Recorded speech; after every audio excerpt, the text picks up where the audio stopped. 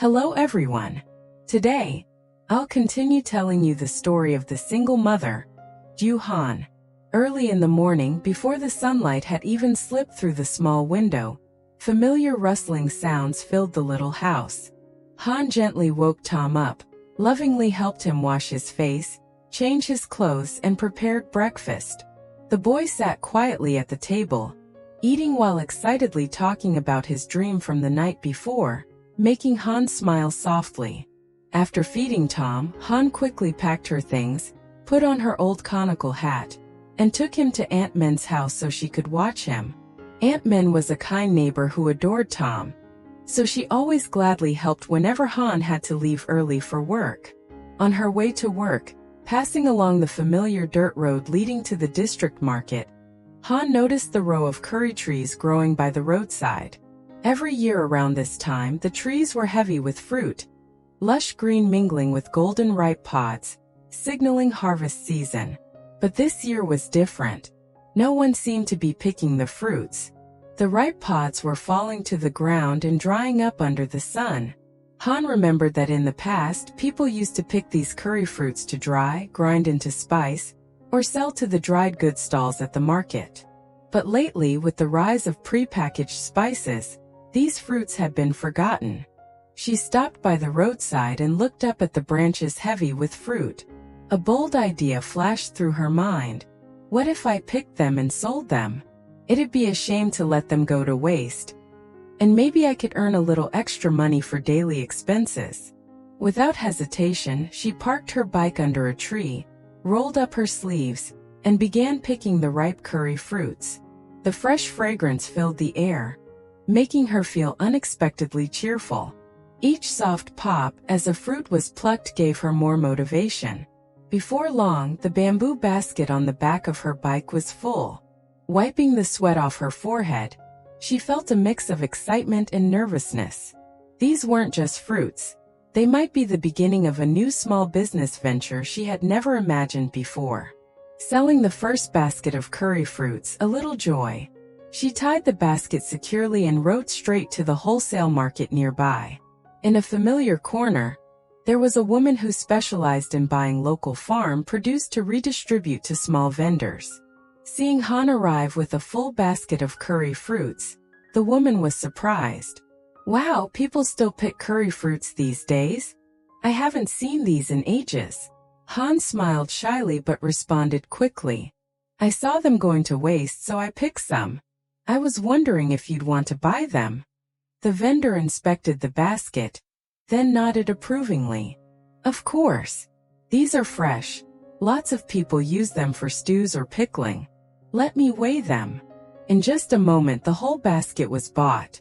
The payment wasn't a huge amount, but it was enough to make Hân's heart flutter with joy, as if she had just rediscovered a little hidden treasure. She carefully tucked the money away, feeling lighter and more motivated. She decided to head back early to stop by the market and buy some groceries for Tom.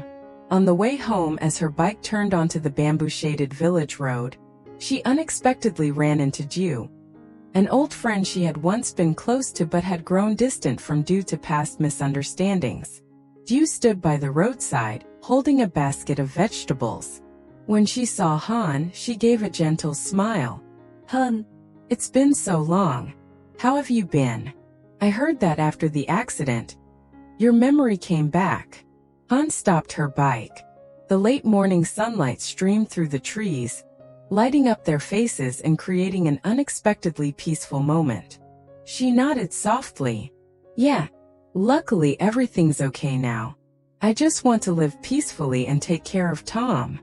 Dieu lowered her head slightly, her voice hesitant. About back then. I'm really sorry. I was impulsive and didn't understand everything. I hope you're not still mad. Looking at her old friend, memories flooded back.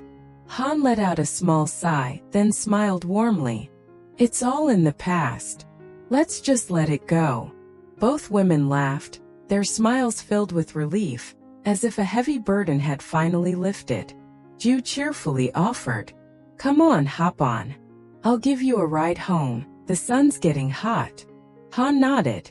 They rode back toward the village together, with the breeze gently blowing across the green fields, like a sign that a new chapter in their friendship was beginning, one of understanding and trust.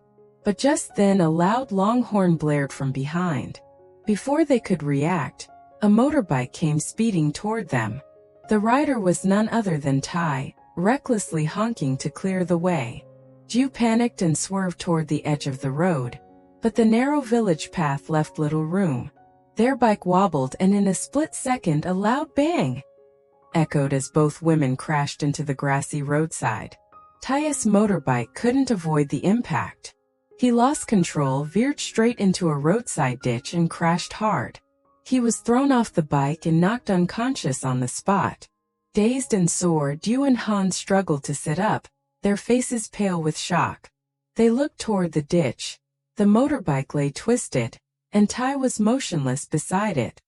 After the sudden fall, both Dieu and Han struggled to sit up by the roadside, their hearts still pounding. Their motorbike lay on its side, and a few meters away, Tai's bike was sprawled in the drainage ditch, its wheel spinning weakly before coming to a stop. Tai himself was lying motionless, unconscious, one knee tangled in a thick patch of grass. Dieu was the first to stand. She brushed the dirt off her sleeves and slowly approached. As soon as she saw Tai's blood-smeared face and smelled the strong stench of alcohol, she frowned in disgust. "It's that good-for-nothing drunk." She turned to Han, irritation flashing in her eyes. "Same old story. He drinks himself senseless and rides like a maniac. He's caused chaos in the village so many times already." Dieu folded her arms, staring down at him with no sympathy at all. Han had also recognized him and shuddered slightly, remembering all the trouble he had caused in the past. Han spoke softly, her voice still trembling from the crash. He seems unconscious, Dieu." Dieu's reply was cold, unmoved. "Let him be. He got drunk and caused an accident. He can deal with the consequences. Helping him will only drag us into trouble." She glanced down at the ditch where Tai lay still, then turned away decisively. "Let's go, Han. Staying here won't help anyone, and we might get implicated. He's so drunk, someone's bound to find him soon anyway." Han hesitated, staring at Tai's limp body in the ditch, but when she saw Dieu already lifting the bike upright, she said nothing more. Dieu helped her onto the seat, checked the handlebars, and started the engine. The bike slowly rolled away down the dusty road. Behind them, Tai remained motionless by the ditch, the pungent smell of alcohol mixing with the hot midday air, a fitting consequence of his recklessness. After setting the bike upright, Dieu made up her mind to leave the scene for good. But Han stayed still, her gaze fixed on Tai's unconscious figure. The midday wind carried the acrid smell of liquor, making the atmosphere feel heavy and tense. Han bit her lip, conflicted. She knew Tai was a troublemaker who had annoyed countless people. But if something serious happened to him, the two of them being present at the scene would undoubtedly be dragged into it. Her voice shook but carried resolve. "Dieu, maybe we should help him. Still an accident. If we just leave him like this and something happens, we won't be able to avoid trouble either." Dieu spun around, her eyes filled with protest. "Help him? Han, do you know how many times he's caused problems? He drinks, drives like a maniac, and this is the result. We didn't do anything wrong, so why should we worry?" "But," Han faltered, glancing at Tai, "seeing him lying there like that, it feels wrong. At least we should check if he's still breathing or call someone." Dieu crossed her arms again, her voice icy. "If you want to stay, go ahead. I'm not getting involved. Helping people like him only brings trouble. Everyone in the village knows he's a drunken menace. No one will side with him." With that, Dieu climbed onto her bike, started the engine, and said curtly, "I'm heading back. Suit yourself." Her motorbike roared away, the sound fading into the quiet midday air. Han stood there, utterly torn. She watched Dieu disappear down the road and called after her like a plea for help. Dieu, wait." But Dieu didn't look back. The only sound left was the rustling of bamboo leaves in the wind. Han hesitated for a few seconds, then clenched her teeth and got on her bike, ready to leave. But after riding only a short distance, her heart pounded faster, and a thought echoed in her mind. What if something really happens to him? Can I live with myself knowing I left him there? She hit the brakes sharply, turned around and rode back toward the ditch. Taking a deep breath, she stepped off the bike and looked down at Tai's unconscious body. Her face was tense but determined. "All right, I'll help him. I can't just leave a person like this," she muttered to herself. She climbed carefully down into the ditch, looking around quickly for something she could use to pull him up. The road was deserted except for some bamboo clumps and fallen branches by the roadside. With no one to ask for help, Han improvised. She gathered a few sturdy branches and cleverly assembled them into a makeshift stretcher. Down in the ditch, Tai lay covered in mud, reeking of alcohol so strongly it made her dizzy. She took a deep breath, waded into the ditch, and struggled to roll his heavy body onto the branch frame. Tai was large and heavy, and the muddy, slippery ground made it even harder. Sweat beaded on her forehead. Her hands slipped several times. "Come on, you have to get him out," she whispered to herself, gritting her teeth and pulling hard. Bit by bit, using every ounce of strength in her small frame, Han heaved Tai up toward the roadside. Her arms shook, her back ached, but her eyes burned with determination. After several near falls, she finally dragged him to the edge of the road. Just then, rain began to pour. Large drops splattered onto the road, quickly turning into a heavy downpour. The landscape blurred under the sheets of rain, and the air turned cold. Han glanced at Tai. He was still unconscious, drenched, his clothes soaked through. A sudden thought struck her. If he stays like this in the rain, drunk and exposed, he could get seriously ill. Without a second thought, she removed her conical hat and placed it over his head and chest to shield him. She let the rain soak her, her hair plastered to her face, her clothes clinging coldly to her skin. Clenching her jaw, she gripped both ends of the makeshift stretcher and started pulling him along the muddy road. Every step was a struggle, every meter a test of will. Just a little more. "Keep going, Han," she panted to herself. The road wasn't long, but for a lone woman dragging a heavy man in the pouring rain, it felt endless. Her hands went numb, her shoulders ached, every muscle screamed in protest. The rain kept falling, the road grew slippery, and the stretcher's branches sank into the mud, making it even harder. And yet Han didn't give up. Soaked, exhausted, and shivering, she kept pulling him inch by inch, determined to get him to safety. In the blinding rain, the sight of a small, determined woman dragging an unconscious drunk through the storm was both harsh and profoundly moving. A moment that shone with quiet human compassion. The road from the ditch to Han's house wasn't far, but for her at that moment, it felt like an endless journey. The rain had eased to a light drizzle, but the village path had turned muddy and slippery. Tai was heavy as a boulder, and the makeshift wooden frame scraped against the wet ground with tired, creaking sounds. Every step Han took required all her strength. Her arms ached, her shoulders were numb, and her soaked clothes clung tightly to her body. Her tangled hair stuck to her forehead, and a mix of sweat and rain streamed down her cheeks. From time to time she had to stop, gasping for breath, before forcing herself to keep pulling, slowly but without giving up. As night fell, the last rays of twilight disappeared behind the bamboo grove, and darkness covered the narrow road. When the warm yellow light of her house finally came into view, Han's heart sank in relief, mixed with utter exhaustion. By the time she reached the gate, she was nearly at her limit. Inside, An had already brought Tom home earlier and was preparing dinner. Hearing a faint, tired call from the yard, she rushed outside. "Hun, what's going on?" The sight that greeted her made her freeze. Han was drenched like a soaked rag, dragging the unconscious body of a man on a wooden frame. Before An could even process the scene, Han panted and called out urgently, On, help me quick. Hurry. Without asking further, On rushed over. The two women, one exhausted, one bewildered, grabbed the stretcher together and heaved Tai toward the house. Tai was so heavy that it took them a long while, moving slowly step by step. Every time they reached the doorstep, they had to pause, catch their breath, and push again. Their heavy breathing echoed in the quiet night, mingled with the sound of crickets outside. At last, with every ounce of their remaining strength, they managed to drag Tai into the house and lay him on a wooden platform in the front room.